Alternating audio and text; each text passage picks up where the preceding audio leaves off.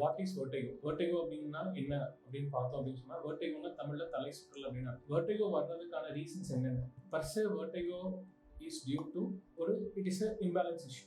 நம்ம உடம்ப பேலன்ஸ் பண்றதுக்கு நம்ம காதுக்கு பின்னாடி இருந்து மூளைக்கு 2 நரம்புகள் போகும், வெஸ்டிபுலோ காக்லியர் நர்வ்னு சொல்லுவோம்.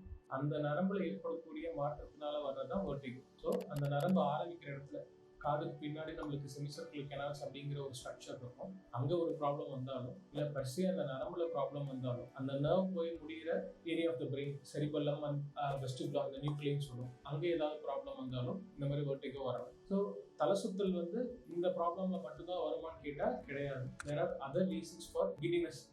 ஃபார் எக்ஸாம்பிள் பிபி குறைஞ்சா கிடினஸ் வரலாம், ஹார்ட் ரேட் குறைஞ்சா கிடினஸ் வரலாம். ஸோ இந்த மாதிரி காரணங்கள்னால என்ன ஆகும், ப்ரெஷர் குறையும் போது நம்மளுக்கு மூளைக்கு போற ரத்த ஓட்டம் குறையும் போது கிடினஸ் வரும். ஸோ ஒரு பேஷண்ட் கிடினஸ் தலை சுற்றலோட ஹாஸ்பிட்டலுக்கு வந்தாங்க அப்படின்னு சொன்னா, we have to look at all these reasons before branding them as a vertigo patient.